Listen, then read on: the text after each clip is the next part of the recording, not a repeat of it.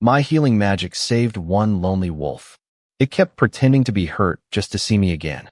Hello everyone, and welcome. Before we step into today's unforgettable story, please take a moment to subscribe to the channel and turn on the notification bell so you never miss any of our new videos.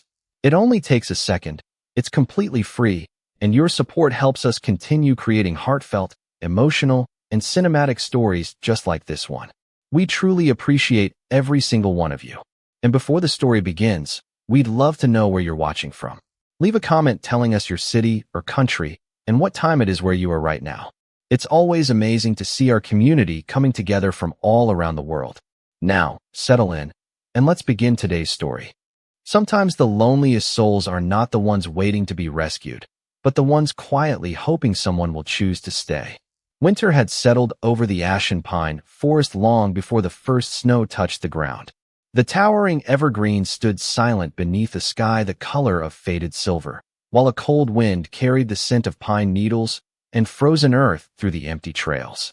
Most people avoided these woods after sunset. They whispered stories about enormous wolves, wandering spirits, and an unseen king who ruled from the deepest shadows.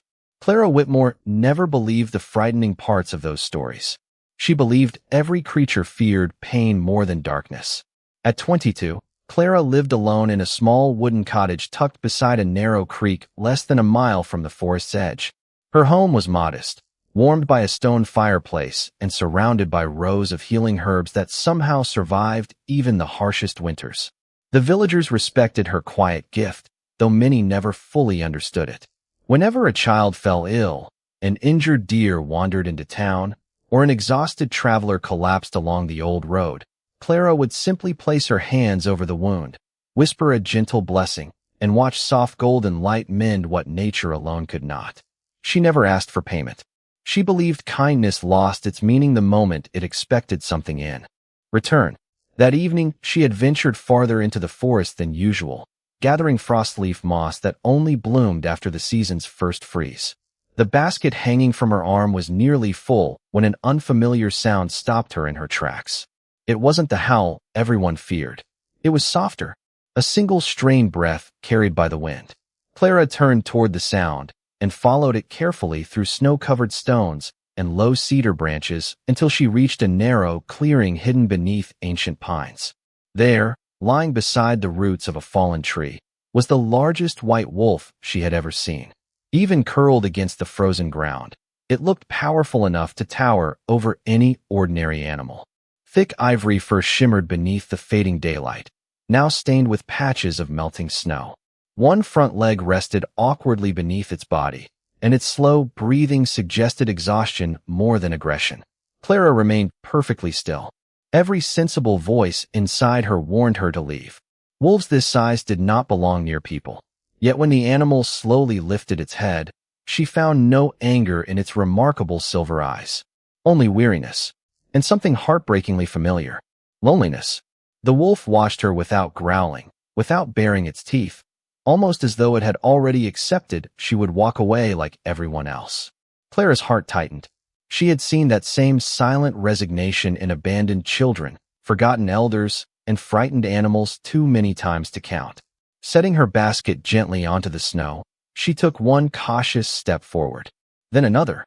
"It's all right," she whispered, her voice softer than the breeze moving through the trees. "I'm not here to hurt you." The wolf didn't move. It simply watched her with calm, intelligent eyes that seemed far too understanding for any ordinary creature. Kneeling several feet away, Clara slowly removed her gloves before extending an open hand. A warm golden glow gathered across her fingertips, gentle enough to resemble morning sunlight resting on fresh snow.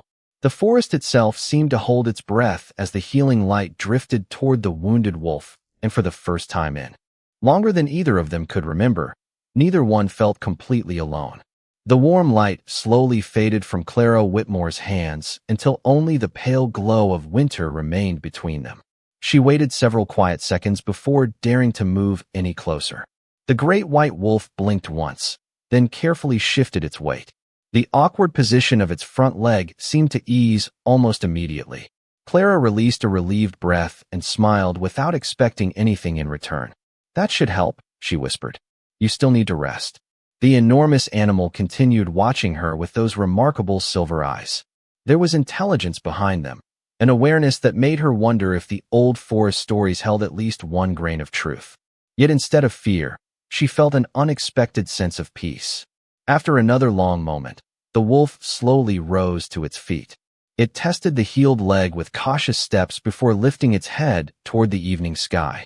Snowflakes drifted between them as if time itself had slowed. Clara expected it to disappear into the trees without looking back, but before turning away, the wolf lowered its head ever so slightly. It almost looked like gratitude. Then, with silent grace, it vanished into the endless white forest. Clara remained there long after the footprints disappeared beneath fresh snow. She laughed quietly to herself. Perhaps I imagined that. Gathering her basket, she returned home beneath the soft glow of the rising moon, believing she would never see the mysterious creature again. 2 mornings later, the first rays of sunlight painted golden streaks across the frozen creek outside her cottage. Clara was sorting dried lavender and mountain sage when an uneasy feeling settled over her heart. It was not fear. It was the familiar instinct that someone nearby needed help. She stepped outside, wrapping a wool shawl tightly around her shoulders. The air smelled crisp and clean, carrying only the sounds of distant birds and gently moving branches. Then she saw it. Less than 30 feet beyond her herb garden, lying beside the old cedar fence, rested the same white wolf. Clara blinked in surprise. "You?" she asked softly. The wolf lifted its head with what almost looked like embarrassment before lowering it again. This time one of its shoulders carried a shallow scratch, hardly more than a scrape. It certainly did not look serious enough to keep such a magnificent creature from walking. Yet there it was, quietly waiting. Clara hurried over anyway, kneeling beside it without hesitation. "You really should stay away from trouble," she said with a gentle smile. "The forest is beginning to think I am responsible for you." The wolf made a quiet sound somewhere between a sigh and a contented breath. Clara carefully examined the small injury. It was unusual. The scrape looked fresh, but the surrounding muscles remained perfectly strong. Stranger still, the wolf's thick coat was clean, as though it had deliberately avoided every muddy trail between the forest and her cottage. She placed both hands over the small wound. Golden light blossomed once more, warmer than before, wrapping the white fur in soft, shimmering rays. The wolf closed its eyes immediately, relaxing so completely that its enormous head settled beside her knee. Clara could not help smiling. "You certainly enjoy this part," she murmured. The wound disappeared within seconds. The wolf opened one eye, glanced at her, and remained exactly where it was. "You know," Clara continued while brushing a few loose snowflakes from its fur, "most wild animals run away after they recover." The wolf tilted its head ever so slightly, almost as if considering her words. Then, without warning, it gently nudged her hand with its nose. The simple gesture caught Clara completely off guard. She laughed, the sound bright enough to chase away the winter silence. Somewhere beyond the distant trees, hidden where no human eyes could reach, a tall man with silver eyes stood unnoticed among the shadows. A faint smile crossed Adrian Ashcroft's face as he watched Clara laugh for the very first time, and although the tiny scratch on his shoulder had already vanished beneath her healing light, he quietly found himself wondering what harmless excuse he might invent to see her again tomorrow. By the end of the week, Clara had quietly accepted that the mysterious white wolf had become an unexpected part of her daily life. Every morning, just after the sun climbed above the snow-covered pines, she would find it somewhere nearby. Sometimes it rested beside the frozen creek. Other times it waited beneath the old cedar tree outside her cottage or lay peacefully among the winter herbs as though it had been guarding them through the night. Each visit came with some tiny excuse. A small scrape on one paw, a thorn caught between thick pads, a patch of tangled fur that somehow required careful attention. Clara found herself smiling more often than questioning the strange pattern. "You really are unlucky," she teased one chilly morning while gently removing a burr from its snowy coat. "Or perhaps the forest enjoys sending you to me." The wolf watched her with patient silver eyes that reflected the pale morning light. Whenever she spoke, its ears lifted with remarkable attention, almost as though every word mattered. Clara had never known an animal capable of listening so carefully. She began talking without thinking about it. She spoke while preparing herbal tea, while gathering winter berries, and while hanging bundles of lavender above her fireplace to dry. The wolf usually rested near the doorway, quiet and still, following every movement with calm curiosity. "You are probably tired of hearing my voice," she laughed one afternoon as she stirred vegetable soup over the fire. "Most people in the village only visit when they need something healed. Once they feel better, they hurry back to their own lives." The wolf slowly raised its head. Clara smiled faintly. "Do not misunderstand me. They are good people. They are simply busy. Everyone seems to be searching for something these days." She paused before looking toward the softly falling snow beyond the window. "I suppose I am searching too." The wolf quietly walked across the wooden floor and settled beside her chair, its thick fur brushing lightly against the edge of her dress. Clara reached down almost instinctively, resting one hand against its neck. Warmth spread beneath her fingertips, not magical this time, simply comforting. "Thank you," she whispered. "You are a wonderful listener." Deep within the forest, hidden behind towering stone walls wrapped in evergreen vines, the royal estate stirred with quiet concern. Advisors searched endless halls for their king, while servants exchanged puzzled glances. Adrian Ashcroft had missed another council meeting. The neighboring packs awaited his judgment on trade routes, border disputes, and preparations for the coming spring festival. Yet none of those responsibilities occupied his thoughts.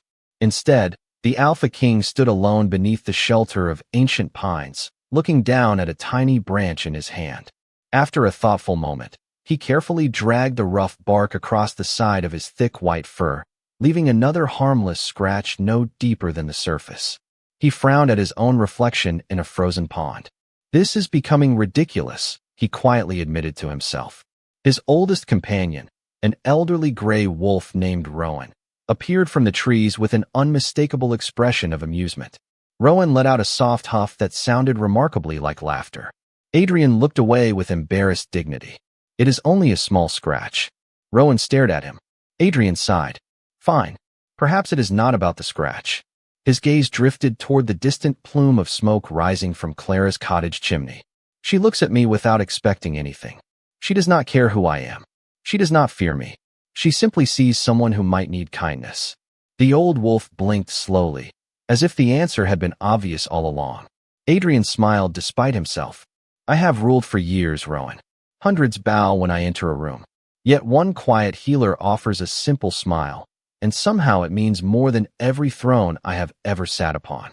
As evening settled across the forest once again, Clara placed another bowl of warm broth outside her cottage, laughing softly when she noticed familiar paw prints already leading toward her door.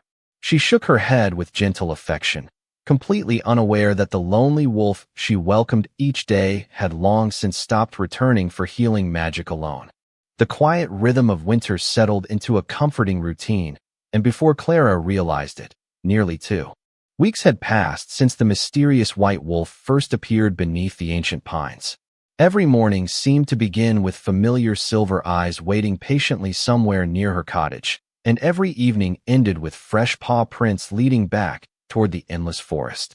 What surprised her most was not that the wolf kept returning, but how natural its presence had become.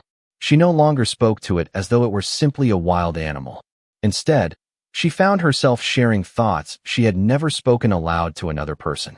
One bright afternoon, sunlight spilled across the snow like scattered diamonds while Clara collected dried herbs hanging beneath the porch roof. The wolf rested nearby, watching every movement with quiet attention. She smiled as she held up 2 small bundles of rosemary. "I know this probably does not interest you," she said playfully, "but this one helps calm restless dreams, and this one eases tired minds. Sometimes I think people carry wounds no healing light can reach." The wolf slowly lifted its head. Its gaze never wandered. Clara laughed softly. "There you go again, listening as though you understand every word." As she stepped closer, she noticed something she had somehow overlooked before.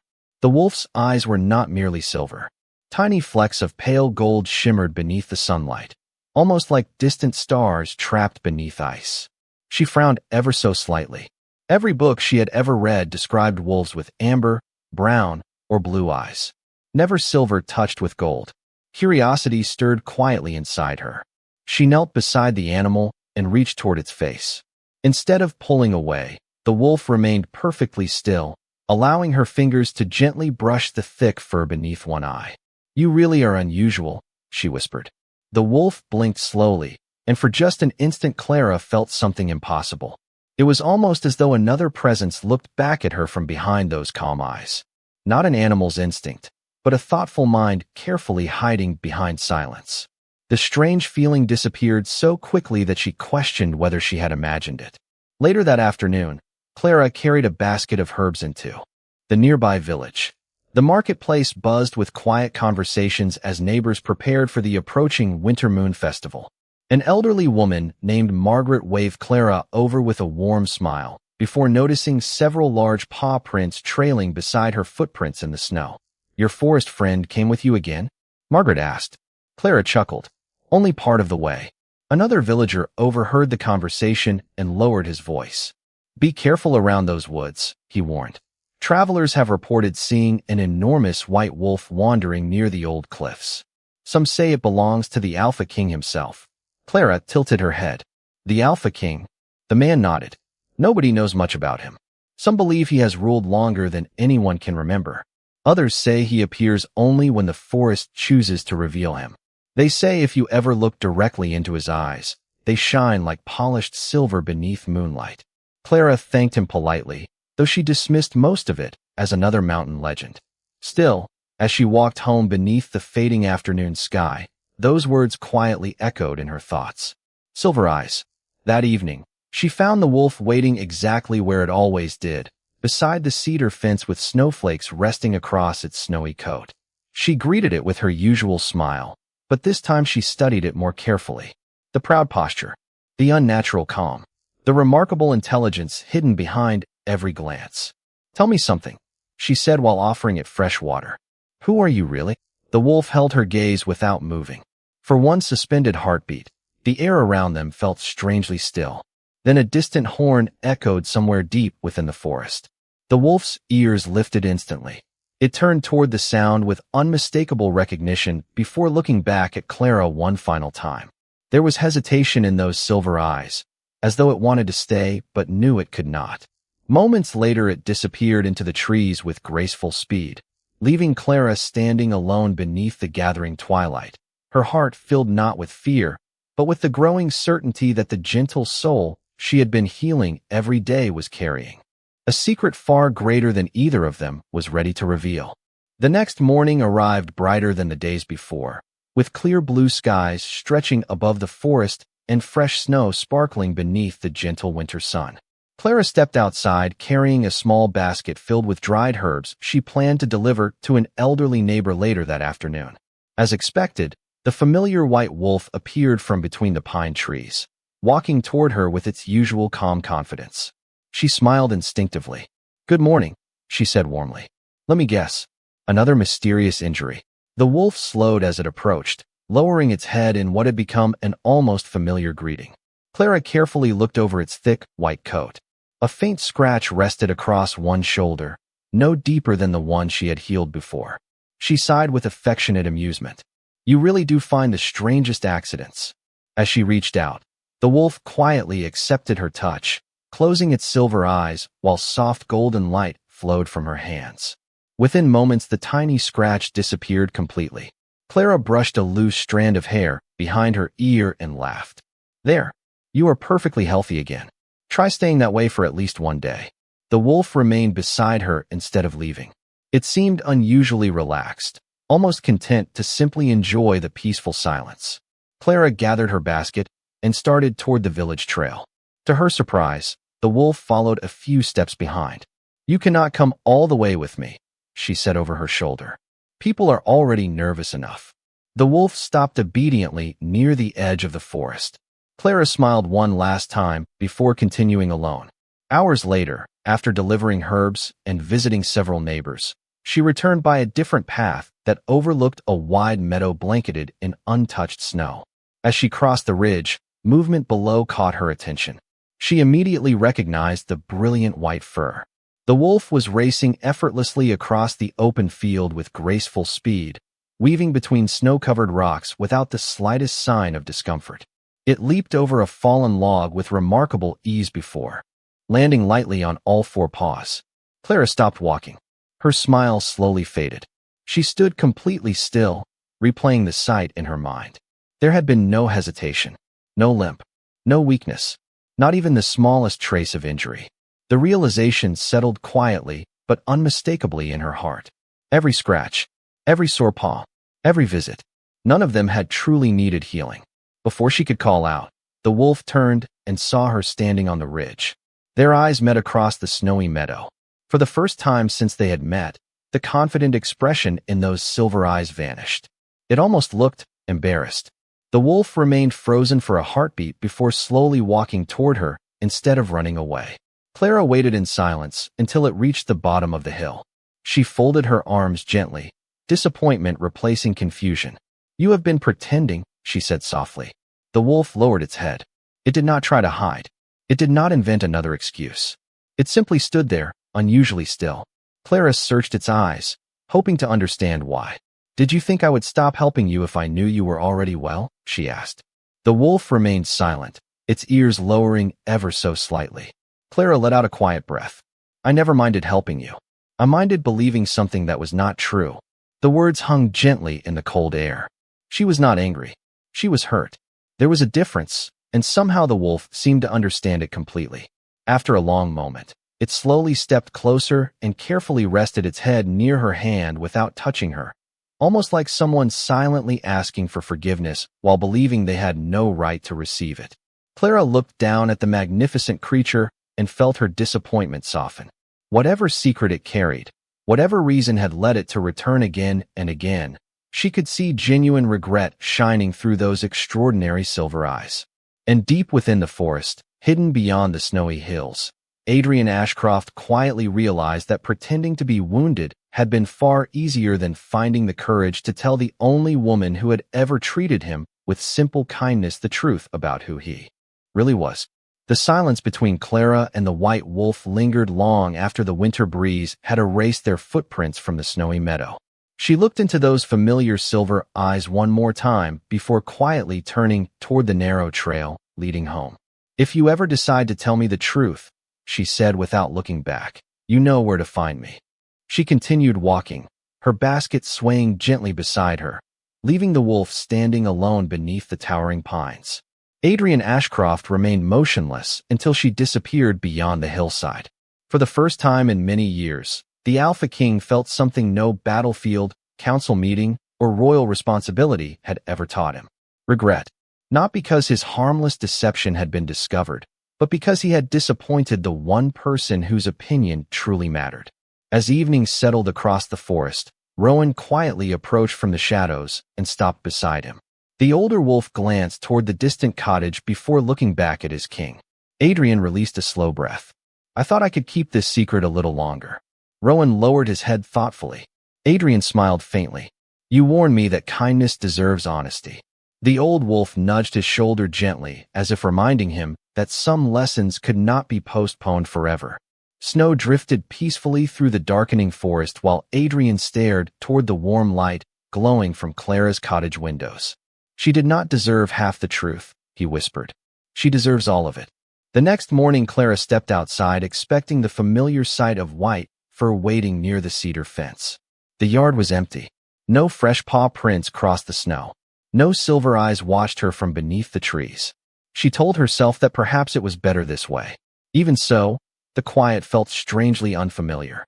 Throughout the day, she gathered herbs, visited neighbors, and prepared fresh medicine for an elderly couple recovering from the winter cold.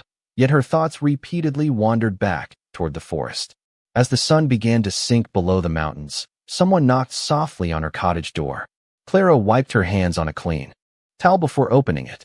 A tall man stood quietly on the wooden porch, his dark winter coat dusted with snow.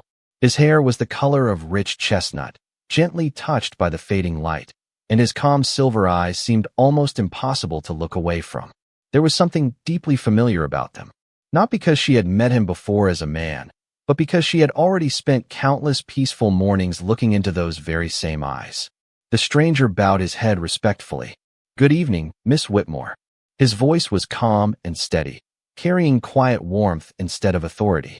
Clara remained still, studying him carefully. "Have we met?" she asked. For a brief moment the man smiled with unmistakable tenderness. "More times than you realize." Understanding arrived slowly, almost gently, as countless memories settled into place. The silver eyes, the patient silence, the habit of tilting his head whenever she spoke, even the peaceful way he stood without making the slightest threatening movement. Clara's eyes widened. "It was you," she whispered. The man nodded. "Yes." He did not offer excuses. He did not attempt to deny anything. Instead, he looked at her with complete honesty. "My name is Adrian Ashcroft."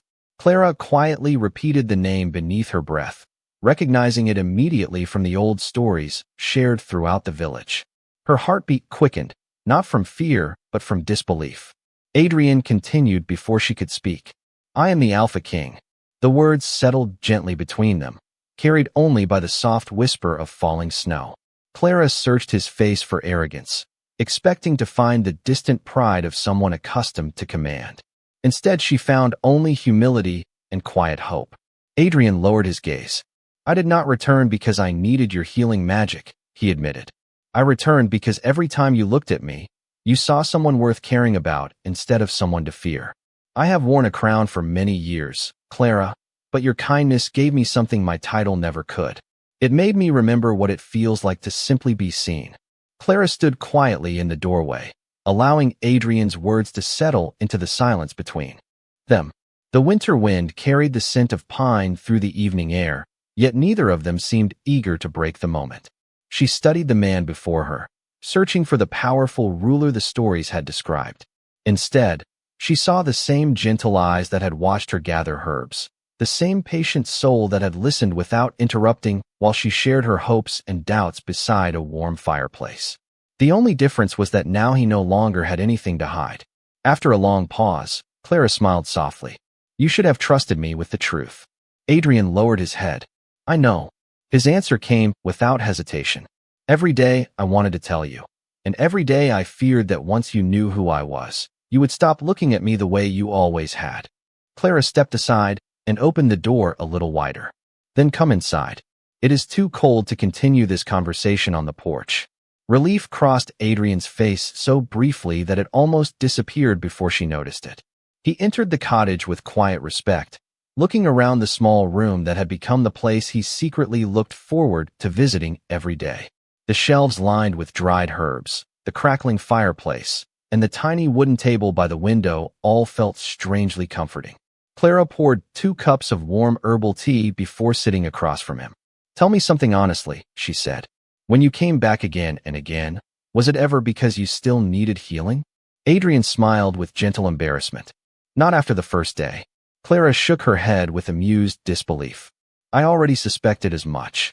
They both laughed quietly, and the tension that had weighed upon them since the meadow slowly began to disappear. For the first time, they spoke not as a healer and a mysterious visitor, nor as an ordinary woman and a powerful king, but simply as 2 people sharing the truth. Adrian told her about the endless responsibilities that came with leading the northern packs, about difficult decisions that affected thousands of lives, and about the loneliness that often surrounded authority. "People respect my position," he admitted, "but very few speak to me honestly. Most tell me what they think I want to hear." Clara listened carefully before answering. "Kindness and honesty grow best in places where people feel safe. If someone fears your title, they will hide their real thoughts from you." Adrian considered her words in thoughtful silence. No advisor had ever explained leadership in such simple terms. During the weeks that followed, Adrian continued visiting the cottage openly, no longer hiding behind white fur or harmless excuses. Sometimes they walked through the forest together while Clara explained the healing properties of winter plants. Other days Adrian invited her to observe how disputes among nearby villages were resolved. Clara noticed that although he possessed wisdom and patience, he often carried every burden alone. One afternoon, after watching him spend hours helping 2 neighboring families settle a disagreement peacefully, she smiled and handed him a small bundle of dried rosemary. "This is for you," she said. Adrian accepted it with curiosity. "Does it have healing magic?" Clara shook her head. "No, it is only a reminder." "A reminder of what?" he asked. She looked at him with the same gentle sincerity that had first drawn him back to her cottage. Even the strongest heart needs moments of rest. You spend so much time protecting everyone else that you rarely allow anyone to care for you. Adrian looked down at the simple bundle in his hands, realizing that no priceless treasure he had ever received carried as much meaning as those humble herbs. In that quiet moment, he finally understood that Clara's greatest gift had never been the golden light flowing from her hands. It was her extraordinary ability to remind people of the goodness they already carried within themselves. And through her calm wisdom, the Alpha King slowly began healing wounds that no magic could ever reach. As winter slowly gave way to the first gentle signs of spring, word of Clara's growing friendship with Adrian quietly spread beyond the forest. What began as whispered curiosity soon reached the stone halls where the Alpha Council gathered. Many respected Adrian's judgment without question, yet some could not understand why their king spent so much of his time with a humble healer who lived in a small cottage rather than within the royal estate.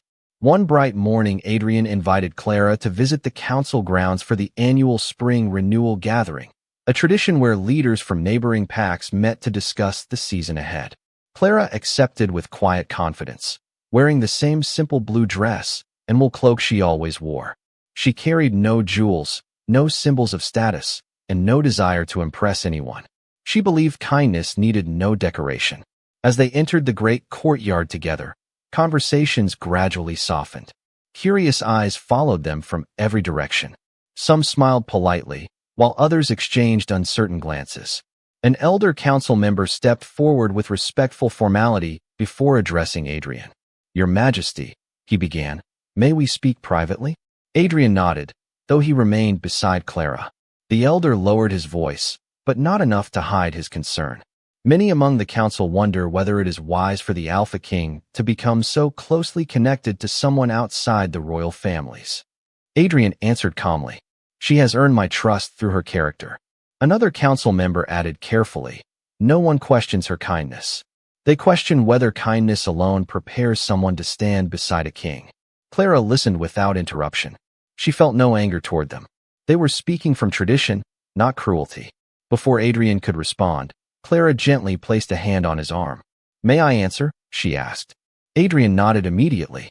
Clara stepped forward with quiet grace. "I understand your concerns," she said. "Titles carry responsibility, and traditions exist for reasons worth respecting. But I have never asked to stand beside a king because of his crown. I chose to care for someone I believed needed compassion long before I knew his name." The courtyard fell completely silent. Clara continued with calm sincerity. "If I am ever judged worthy of your respect, I hope it is because of the choices I make, not because of the person standing beside me. True honor cannot be borrowed from another. It must be lived every single day." Her words carried no accusation, only gentle conviction. Even those who had doubted her found themselves listening with unexpected admiration. Adrian looked at Clara with quiet pride. She had never sought power, yet she possessed the rare ability to influence hearts without raising her voice. One of the oldest council members slowly smiled. "Perhaps that is exactly why our king values your counsel," he said thoughtfully. "Authority may guide people for a season, but wisdom shapes generations." Adrian turned toward the gathered leaders. "For many years I believed strength meant carrying every burden alone," he admitted. "Clara taught me that true leadership begins by listening before speaking, by understanding before judging, and by serving before expecting loyalty. Those lessons have made me a better king than any victory ever has." The atmosphere shifted almost imperceptibly. Suspicion gave way to respect, not because Adrian defended Clara with royal authority, but because her own character spoke more clearly than any title could. As the gathering concluded, the elder who had questioned her earlier approached with a warm expression and offered Clara a small flowering branch from the first blooming dogwood tree of spring. "Welcome," he said sincerely. Clara accepted the gift with gratitude, understanding that genuine acceptance could never be demanded. It could only be earned through patience, integrity, and a heart that remained kind even when misunderstood. Standing beside Adrian beneath the clear blue sky, she realized that the quiet strength of compassion had begun changing not only one lonely king, but an entire kingdom as well. Several weeks later, the forest that had once slept beneath deep snow now shimmered with fresh green leaves and the gentle songs of returning birds. Clara and Adrian walked together along the same narrow path where everything had begun, the morning sunlight dancing through the branches above them. The frozen creek had become a lively stream once again, and tiny wildflowers appeared beside the trail as though the earth itself had awakened after a long dream. Clara smiled as she looked around. "Everything feels different now," she said, quietly. Adrian glanced toward her with warmth in his silver eyes. "Perhaps the forest has always been like this," he replied. "We are simply seeing it differently." They reached the familiar clearing where Clara had first discovered the lonely white wolf lying beneath the ancient pine. The fallen tree remained exactly where it had been that winter evening, though it was now surrounded by soft green moss instead of snow. Adrian stopped walking and looked at the clearing with thoughtful silence. "There is something I have wanted to tell you ever since the day I came to your door." Clara turned toward him with gentle curiosity. Adrian smiled with the same humble honesty she had come to admire. "After you healed my leg that first day, I was completely healthy." Clara folded her arms with playful amusement. "I suspected that much." Adrian laughed softly before continuing. "The scratch on my shoulder 2 days later was my own fault." Clara raised one eyebrow. "I know." Adrian blinked in surprise. "You knew?" She nodded. "Not immediately. But after the third mysterious injury, I began wondering how one magnificent wolf could possibly be the most accident-prone creature in the entire forest." Adrian covered his face for a brief moment, unable to hide his embarrassed smile. "That is difficult to argue with." Clara laughed, the joyful sound echoing gently through the trees. "So tell me honestly, how many of those injuries were real?" Adrian looked at the sky as though calculating a number he had hoped never to confess. "Only the first one." Clara pretended to consider his answer very seriously before shaking her head with gentle disbelief. "You really pretended to be hurt all that time just to visit my cottage?" Adrian met her eyes without hesitation. "Yes." There was no pride in his voice, only quiet sincerity. "Because every time I was with you, I remembered who I was before everyone expected me to be a king. You never admired my title. You never feared my strength. You simply offered kindness because that is who you are." Clara stepped a little closer. "Then I should confess something too." Adrian looked at her curiously. "Toward the end, I stopped healing you. Because I believed you were injured." She smiled warmly. "I did it because I knew you were looking for a reason to stay, and I realized I was beginning to look forward to seeing you just as much." For a moment, neither of them spoke. The peaceful silence carried more meaning than any grand declaration ever could. A familiar gray wolf emerged quietly from the trees, followed by several younger wolves who paused respectfully at the edge of the clearing. Rowan watched the two of them with calm satisfaction before lying comfortably beneath the old pine, as though approving the ending he had quietly hoped for all along. Adrian gently offered Clara his hand. She accepted it without hesitation. Together they continued walking through the forest, no longer as a lonely king searching for comfort or a healer waiting for someone to save, but as two people who had discovered that genuine love begins with simple kindness, grows through honesty, and endures because it chooses compassion every single day. From that day forward, Adrian never needed another excuse to visit Clara's cottage, and he never again pretended to be wounded, because at last he had found the one place where his heart had already been completely healed.